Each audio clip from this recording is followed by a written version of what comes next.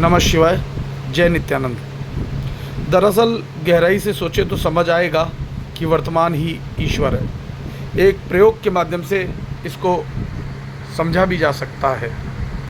अपने आसपास देखिए, कुछ भी देखिए, आप जो भी देख रहे हैं वह सब भूतकाल में देख रहे हैं। प्रकाश की किरण वस्तु से टकराकर आपकी आंखों तक आती है, तभी आप देख पाते हैं। उस प्रकाश की किरण को आने में बहुत ही कम समय लगता है, परंतु लगता है इस जो आप देखते हैं वह भूतकाल है।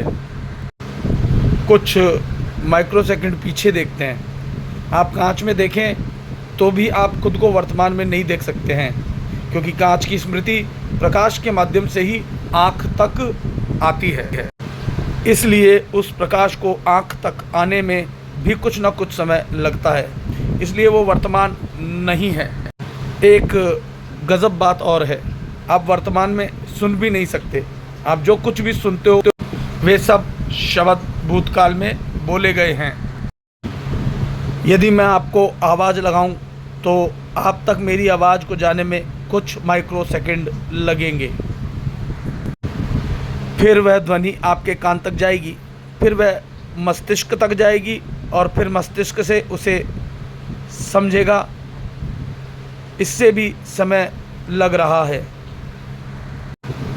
इसलिए जो शब्द बोला गया है उसे भूतकाल में माना जाता है। मनुष्य का भ्रम है, वह वर्तमान में जीता है, परंतु वर्तमान तो उसके इंद्रियों में है ही नहीं। ये सब मैं तीसरे आयाम की बात कर रहा हूँ। हमारा ब्रह्मांड तीसरे आयाम तक ही सीमित है। तीसरे आयाम से मेरा तात्पर्य क्या है? भूत, भविष्य, वर्तमान।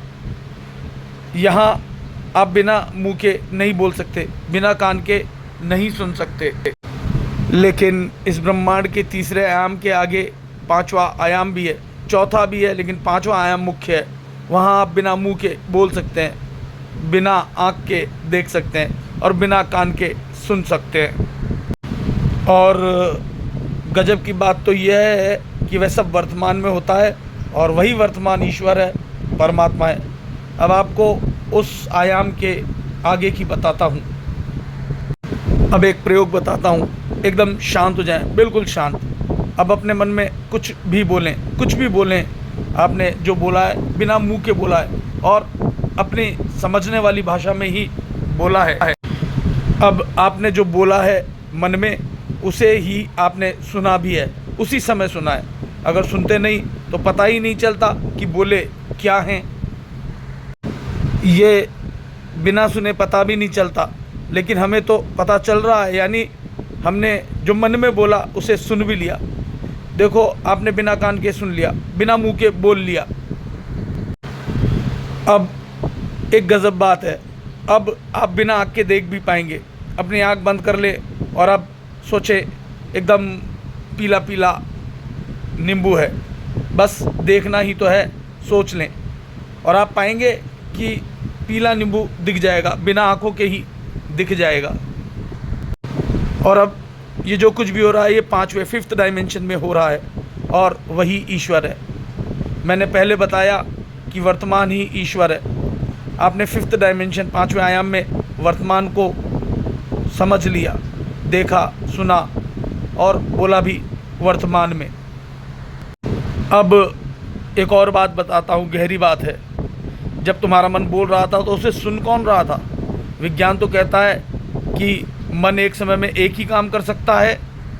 तो जब मन बोल रहा था तो सुन कौन रहा था? कौन था जो मन की बात को सुन रहा था? एक बात और है, तुमने अभी वर्तमान को अनुभव अच्छे से नहीं किया है। यदि एक बार अनुभव हो गया तो वर्तमान को कभी भी छोड़ना नहीं चाहोगे। वो वर्तमान ही है जो तुम्हारे अंदर का आत्मा है। आत्मा ही सुन रहा था, आत्मा ही सुन सकता है। मन बोल रहा था लेकिन आत्मा तब भी था। फिफ्थ डायमेंशन यानी आत्मा, फोर्थ डायमेंशन यानी मन। लेकिन हमने कभी ध्यान ही नहीं दिया, वर्तमान को समझा ही कहाँ इतने दिन। भगवान श्री कृष्ण ने कहा है, मैं तो मनुष्य की भीतर ही हूँ, यानी कि अहम आत्मा गुड़ाकेश, वो फिफ्थ डायमेंशन आत्मा। आज वो समझ आया कि वह फिफ्थ डायमेंशन, पांचवा आयाम ही है, वही परमात्मा है, वही आत्मा है।